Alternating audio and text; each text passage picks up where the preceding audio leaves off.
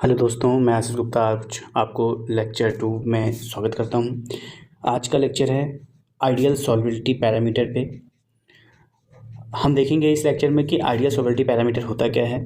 तो point number 1 में हम बात करते हैं कि solubility parameter provide numerical method to predict interaction between materials.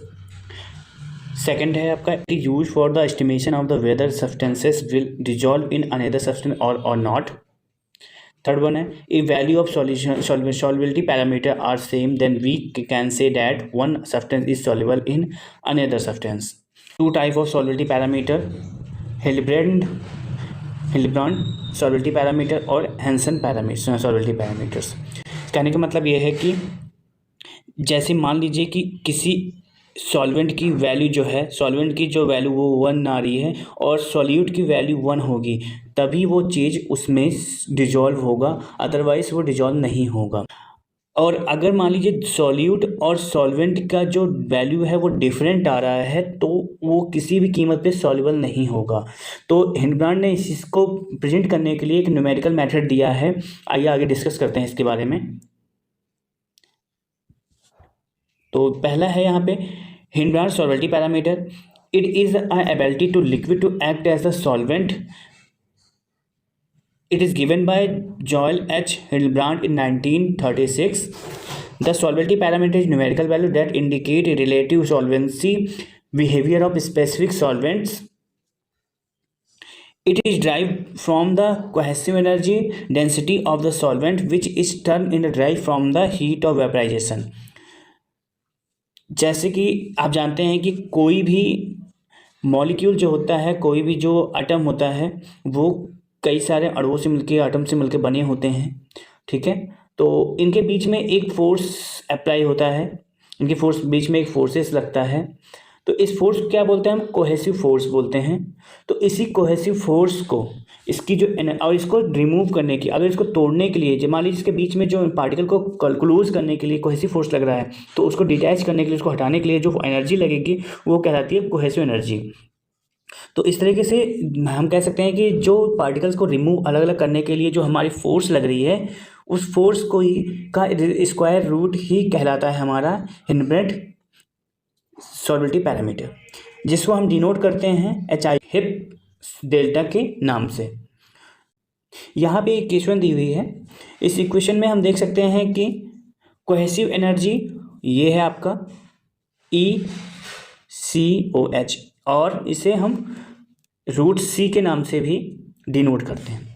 और H जो होगा आपका, ये हीट, उस सॉल्वेंट के बीच में जो एनर्जी लग रही है, तो एक हीट प्रोवाइड हो लगेगा, निकलेगा वहाँ से। वो हीट जो इवापोरेट होगा वो हमारी H होगी।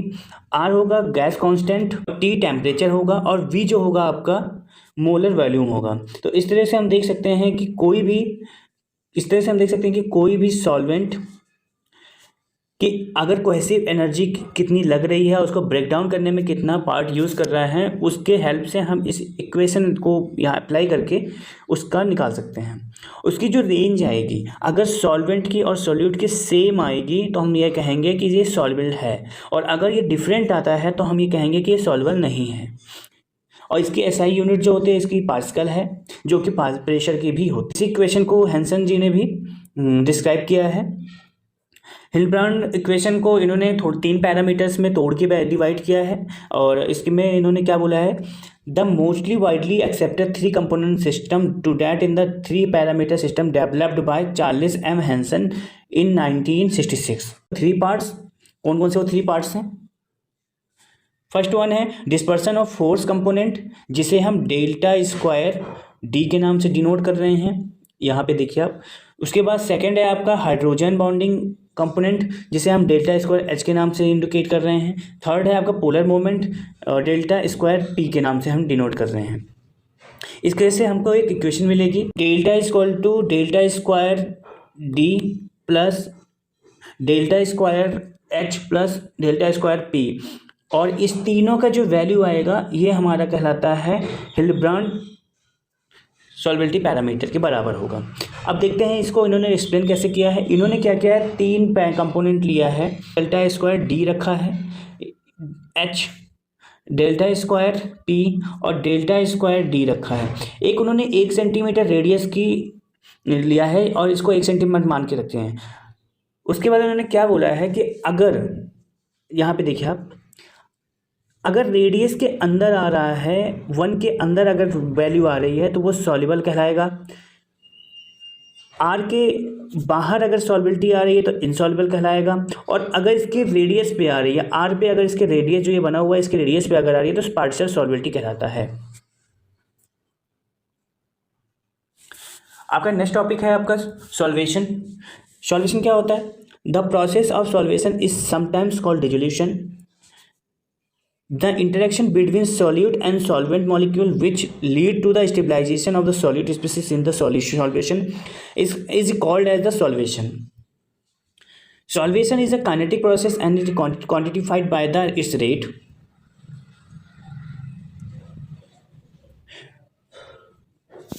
When a solute is soluble in the certain solvent, the solute molecule or ion spread out and become surrounded by the solvent molecules. A complex form of molecule or ion of solute in a solute in the solvent is known as the solvent complex. तो हम बात करते हैं कि मान लीजिए यहाँ पे एक बीकर है, ठीक है, इसमें आपने थोड़ा सा शुगर ऐड किया। शुगर ऐड करने के बाद ये क्रिस्टल यहाँ पे बैठ जाएगा। जैसे ही मान लीजिए ये क्रिस्टल है, ठीक है, क्रिस्टल है, इनके बीच में बॉन्डिंग है, वो टूटते हैं और एक क्रिस्टल यहाँ से अलग हो रहा है। जैसे ये अलग होगा, यहाँ पे ये वाटर के साथ एक कॉम्प्लेक्स बना लेगा। ये देखिए, यहाँ देखिए किनारे किनारे पे यहाँ पे बहुत सारा सॉल्वेंट है और ये सॉल्वेंट सॉलिड कॉम्प्लेक्स बना लेगा। इस कॉम्प्लेक्स के बाद इसमें धीरे धीरे ये डिजॉल्व होगा। मतलब कह सकते हैं हम कि डिजॉल्व होने के, मान लीजिए यहाँ पे डिजॉल्व हो रही है कोई चीज़, इससे पहले का जो प्रोसेस होगा वो सॉल्वेशन कहलाएगा। डिजॉल्व होने की पहले की जो प्रोसेस होती है, जब स्टार्ट होता है, इनिशियल पॉइंट जब होता है डिजॉल्व का, वो आपका सॉल्वेशन कहलाता है। Solvation is the process of rearranging solvent and solid molecule in the solvation complex to distribute solute molecules evenly with the solvent. The solvation process is affected by the hydrogen bonding and van der Waals force से dipole dipole moments. जैसे कि हमने बताया कि अभी कोई भी molecules होते हैं उनके बीच में dipole dipole movement, wonder Waals force वगैरह लगते ही लगते हैं। तो उनको, उन चीज़ को वीक करने के बाद जो पहला प्रोसेस होता है सॉल्बिलिटी का, वो कहलाता है सॉल्वेशन।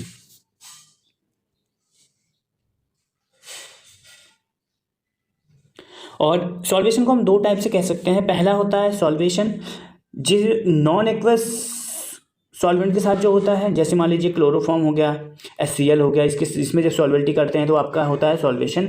और अगर हम वाटर ले रहे हैं तो उसको हाइड्रेशन बोलते हैं। हाइड्रेशन मेथड होता है, अगर वो वाटर में यूज़ कर रहे हैं किसी भी चीज़ को तो वो हाइड्रेशन कहलाता है। और अगर हम कोई भी नॉन एक्वस सॉल्वेंट्स ले रहे हैं तो वो सॉल्वेशन कहलाता है। बस इतना सा डिफरेंस होता है सॉल्वेशन और हाइड्रेशन के मेथड में। नेक्स्ट पॉइंट आता है एसोसिएशन। एसोसिएशन क्या होता है? एसोसिएशन का मतलब ये होता है कि इसको ज्वाइंट करना या मीडियम इसको ज्वाइन करना, ज्वाइन या एडिशन। नेक्स्ट पॉइंट है when the same molecule of the one of the component in a solution, solid association और solvent molecule associated interact with his phenomena in term at association, a chemical reaction in which the opposite electrical charge ion comes together in solution and form a distinct chemical intensity. कहने का मतलब है कि मान लीजिए यहाँ पे आपने NaCl लिया, ठीक है, तो Na अलग हो गया, Na प्लस और Cl माइनस। तो ये दोनों मॉलिक्यूल जब एक दूसरे के कांटेक्ट में आएंगे तो वो नया बॉन्ड बनाने की कोशिश करेंगे। तो इस मेथड को ही हम बोलते हैं association. The process of association is result of the dissolution. The extent of ionic association depend in the dielectric constant of the solvent. The ion of opposite charge are naturally attracted in other by the electrostatic force।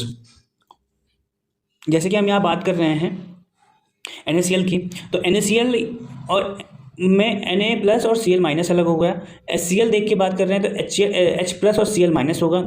और अगर हम HCl के अंदर NaOH हम डाल रहे हैं, sodium hydroxide अगर हम डाल रहे हैं इसमें, तो Na अलग हो जाएगा और OH अलग हो जाएगा। तो इस तरह से क्या बन जाएगा, अगर Cl में हम इसको ऐड कर रहे हैं तो ये बन जाएगा आपका NaCl प्लस H2O। प्रोसेस है, इसको किसने दिया? इसको दिया कोलंबस ने जिसे हम कोलंबस रूल भी बोलते हैं।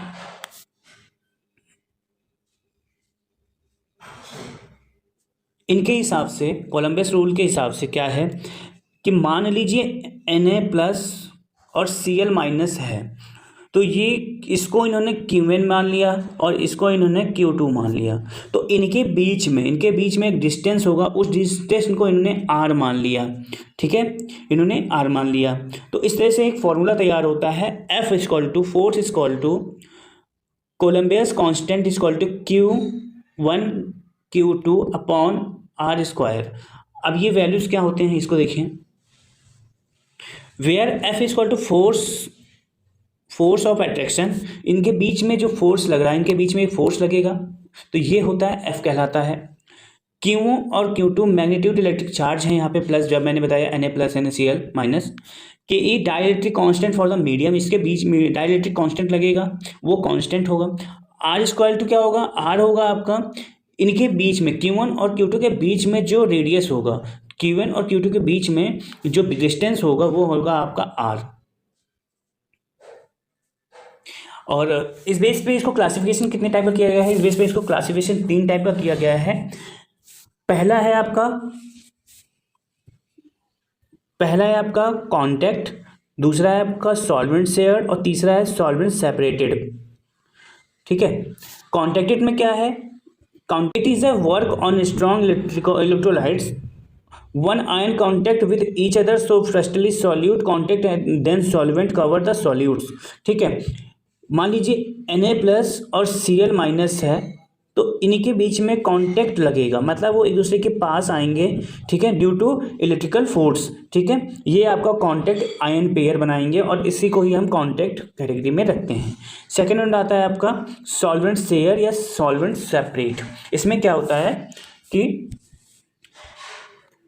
प्लस वाला माइनस वाले के इलेक्ट्रॉन से शेयरिंग करेगा और ये शेयर रीजन एक तैयार होगा, जैसे कि आप यहाँ पे देख रहे हैं, ये देखिए ये वाला पार्ट। ठीक है, और एक सॉल्वेंट सेल्स जब एक दूसरे से क्रॉस लिंकिंग करेंगे या मतलब शेयर रीजन करेंगे, तो इनके बीच में जो शेयर रीजन बन रहा है वही आपका कहलाएगा शेयर रीजन।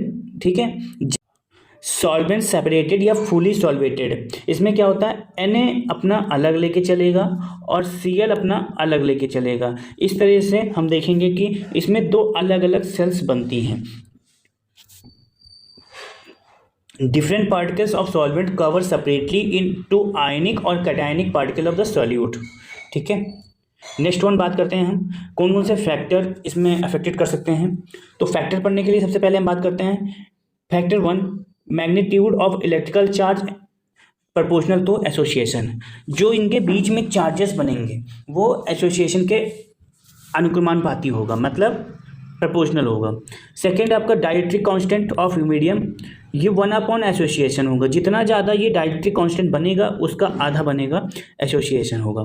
थर्ड है डिस्टेंस बिटवीन आयनिक, अगर क्यों जितना दूर चला जाएगा उतना ही ज़्यादा इसमें जो बाउंडिंग होगी, एसोसिएशन होगी, वो नहीं बनेगा। नेक्स्ट टॉपिक है quantitative approach to the factor influencing solubility of drug. ठीक है, इसमें कौन कौन से पैरामीटर होते हैं, तो सबसे पहले हम बात करते हैं टेम्परेचर की। टेम्परेचर, ठीक है, इंक्रीज होगा टेम्परेचर तो सॉल्वेबिलिटी इंक्रीज हो जाएगी।